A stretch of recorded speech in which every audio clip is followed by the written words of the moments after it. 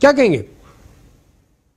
हरी जी, सभी पत्रिका के सभी दर्शकों को रामनवमी की ढेर सारी कांग्रेस पार्टी की ओर से, मेरी ओर से हार्दिक शुभकामनाएं प्रेषित करता हूं। जी, आपको भी शुभकामनाएं। और जैसा कि आपने कहा कि भारतीय जनता पार्टी 400 पार की बात कर रही है, मैं कह रहा हूं हरीश जी, ये जो 2024 का लोकसभा का चुनाव है, ये हिंदुस्तान के अंदर, दुनिया के अंदर चौंकाने वाला चुनाव होगा। भारतीय जनता पार्टी का घमंड इस बार हिंदुस्तान के 140 करोड़ लोग तोड़ने वाले हैं। वो भी कह रहे हैं कि चौंकाने वाला होगा। बीजेपी वाले भी यही कह रहे हैं कि इस बार ऐसे रिजल्ट आएंगे जैसे पहले नहीं आए। राजकुमार, चौंकाने वाले रिजल्ट आएंगे जी। ये 2024 का चुनाव पूरी दुनिया के अंदर विचित्र चुनाव है। इस बार चौंकाने वाले परिणाम आएंगे। तो फिर ये माना जाए कि ईवीएम जो है सही फैसले देंगी, हिंदुस्तान का मतदाता तोड़ेगा। आप जो मान रहे हैं उसके हिसाब से फिर ईवीएम पे कोई सवाल नहीं उठेगा कांग्रेस पार्टी की तरफ से। ईवीएम पर तो भरोसा है ना। नहीं कह रहा मैं, हिंदुस्तान की जनता ने पिछले 10 साल से देश के प्रधानमंत्री आदरणीय नरेंद्र मोदी जी को देखा हुआ है। इन्होंने स्वयं को तो हिंदुस्तान का, दुनिया का सबसे बड़ा नेता मान लिया। इन्होंने स्वयं ने ही अपनी भारतीय जनता पार्टी को दुनिया की सबसे बड़ी पार्टी मान ली।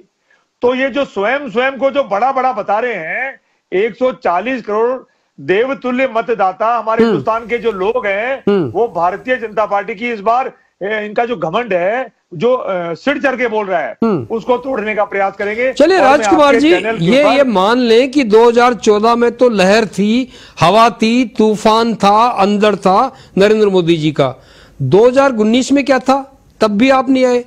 और अभी भी अगर वो कह रहे हैं, बिल्कुल दावे से कह रहे हैं, तो इसका मतलब ये है, खुद कह रहे हैं कि मोदी जी ने कहा आज पत्रिका को इंटरव्यू में कि ये मैं नहीं कह रहा, पूरा देश कह रहा है। और पूरा देश चाहता है कि 400 पार का फिगर आए।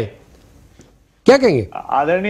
आदरणीय पाराशर साहब, भारतीय जनता पार्टी शायद मणिपुर को भूल जाती है कि मणिपुर भी हिंदुस्तान का हिस्सा है। मणिपुर की महिलाएं भी हमारी सम्मानीय दीदी हैं। सम्मानीय दीदी वो भी हमारी हैं। और भारतीय जनता पार्टी भूल जाती है हमारी हिंदुस्तान की जो महिला पहलवान है, जिन्होंने हमारे देश का पूरी दुनिया में नाम रोशन किया है। भारतीय जनता पार्टी से इनके लिए एक शब्द नहीं बोला जाता है। भारतीय जनता पार्टी भूल जाती है, शायद 15 लाख रुपए हमारे वो जो सब लोगों के अकाउंट पर डालने थे, वो डालने से भूल गए। भारतीय जनता पार्टी भूल जाती है कि जो हमने विशेष मित्रों के साथ व्यवहार निभाया है ना, उसको डंके पे चोट मारने का वक्त अभी हिंदुस्तान की जनता के पास है।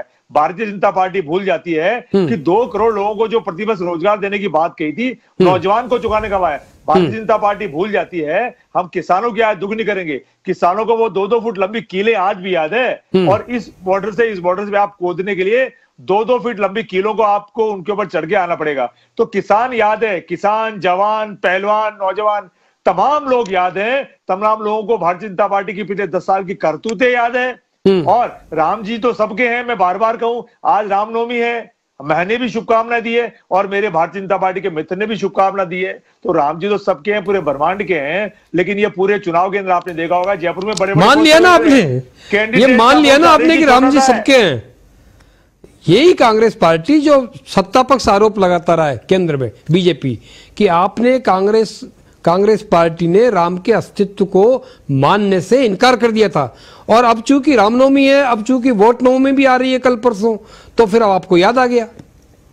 अरे जी, भारतीय जनता पार्टी तो पानी पी पी करके कांग्रेस पार्टी को कोसती है और रात को सोते वक्त गुड नाइट के रूप में राहुल गांधी और गांधी परिवार का नाम लेती है। तो भारतीय जनता पार्टी कांग्रेस को कोसना बंद करे, गांधी परिवार का नाम लेना बंद करे। अगर आपको नाम लेना है तो मणिपुर की महिलाओं का नाम लो। अगर आपको नाम लेना है तो हिंदुस्तान की महिला पहलवानों का नाम लो। अगर आपको नाम लेना है तो अच्छे दिनों का नाम लो। अगर आपको नाम लेना है तो जीएसटी का नाम लो। अगर आपको नाम लेना है तो नोटबंदी से जिन लोगों की आत्महत्या हुई थी उनके बारे में तो सोचो। चलिए, मैं वापस नमित जी कुछ कहेंगे, लेकिन मैं नमित जी को एक सवाल कर देता हूँ। राजकुमार जी आऊंगा।